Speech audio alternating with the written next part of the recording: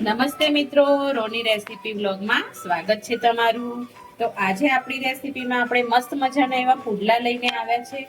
તો એકદમ સરસ એવા ઘઉંના લોટના આપણે પુડલા બનાવીશું। એકદમ મોટાને પણ ભાવે, દાંત ના હોય એ પણ ખાઈ શકે અને એવા સરસ મજાના આપણા ઘઉંના લોટના આપણે આજે પુડલા બનાવીશું। અને હા મિત્રો, ચેનલ પર નવા હોય તો પહેલા ચેનલને સબસ્ક્રાઇબ કરી દેજો અને તમારા ફેમિલી સર્કલમાં શેર કરજો।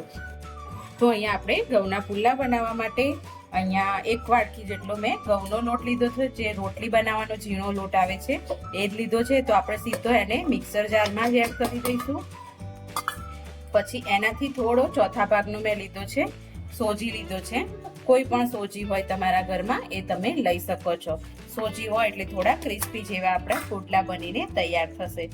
અને એનાથી પણ ચોથા ભાગનો મેં થોડો ચણાનો લોટ લીધો છે।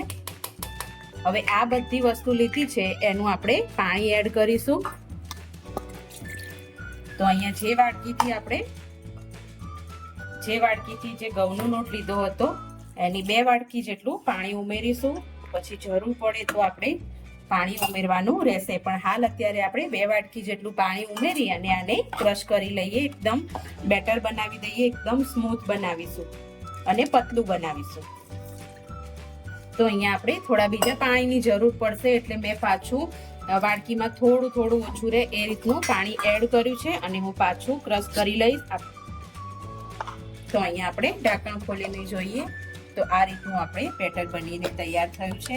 હજી પણ આપણને થોડું એવું ઘટ લાગે છે, તો હજી આપણે થોડું એવું પાણી એડ કરીશું। તો અહીંયા આપણે થોડું જગમાં પાણી એડ કરીને પાછું આ રીતનું બેટર હોવું જરૂરી છે, જેથી કરીને આપણા સરસ એવા પુડલા ઉતરે અને તૈયાર થાય। તો આમાં આપણે થોડા એવા બેઝિક મસાલા કરી રહીશું। હવે તો અહીંયા આપણે થોડો એવો અજમો લઈ લઈશું, જેથી કરીને એકદમ પુડલામાં ટેસ્ટ સરસ આવે છે અજમાનો।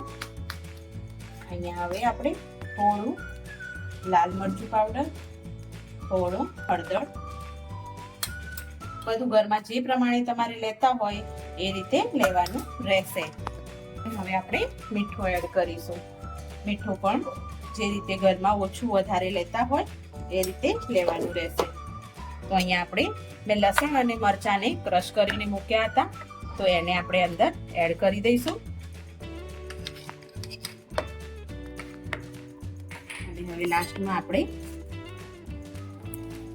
કોથમીર એકદમ ઝીણી સમારી લઈશું, જેથી કરીને એકદમ સ્વાદ આપણો બમણો થઈ જાય।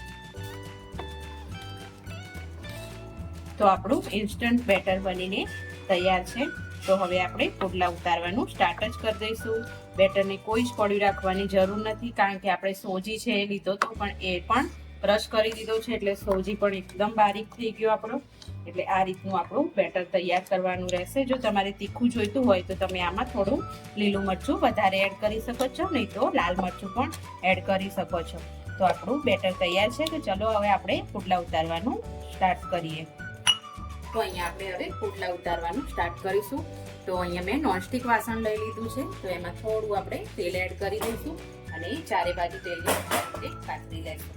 આમાં કોઈ જ આપણે વઘાર કરવાનું નથી, આપણા બેટરને આ રીતે બસ રેડી દેવાનું છે અને ફેલાઈ દેવાનું છે। અને ગેસને થોડી વાર આપણે ફૂલ કરી દઈશું, જેથી કરીને આપણો જે પુડલો છે એ મસ્ત રીતે તૈયાર થઈ જાય। અને ફૂલ કરવાથી જાળી પડવા લાગશે અંદર। જો તમે જોઈ શકો છો કે આ રીતે હોલ પડવા લાગશે અંદર। ફૂલ ગેસ રાખીશું, પછી આપણે ધીમો કરી દેવાનું। તો આપણે બનાવવાનું સ્ટાર્ટ કરીશું। તો આપણે એક નોનસ્ટિક વાસણ લઈ લીધું છે, એમાં થોડું આપણે તેલથી એને ગ્રીસ કરી દઈશું। અને આપણું બેટર એકદમ પતલું જ છે, એટલે આપણે આ રીતે ફેટવાનું રહેશે અને બધી બાજુ આ રીતે ફેલાવી દેવાનું રહેશે। જે બાજુ ઊંચું લાગે એ સાઈડ આપણે થોડું બેટરને એડ કરીશું અને આ રીતે પુડલો તૈયાર કરી લઈશું। અને એક જાળી પણ પડશે, આપણે ફૂલ ગેસ રાખીશું થોડી વાર, તો એકદમ આ રીતે જાળી પણ પડવા લાગશે અને આપણો પુડલો છે એ થોડો ક્રિસ્પી પણ બનાવવો હોય તો પણ થઈ જશે। તો અહીંયા આપણે પુડલાને જોઈએ તો ચારે બાજુથી આ રીતે ઉકળી જાય છે, તો આપણે આને હવે પલટાવી લઈશું। તો આ રીતે આપણે પુડલાને મસ્ત રીતે પલટાવી દીધો છે।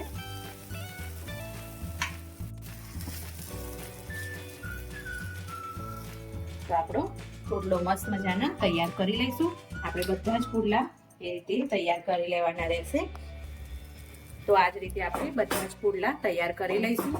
એકદમ મસ્ત ક્રિસ્પી અને તો આપણો સાંજ માટેનો હળવો નાસ્તો તૈયાર થઈ જશે મિત્રો. તો તમે પણ તમારા ઘરે જરૂરથી ટ્રાય કરજો. એકદમ હળવો નાસ્તો. તો આ નાસ્તો દહીં જોડે આપણે કે તમને ચા જોડે ભાવે તો ચા જોડે પણ લઈ શકો છો અને મસ્ત મજાનો સાંજ માટેનો નાસ્તો તૈયાર થઈ જાય છે.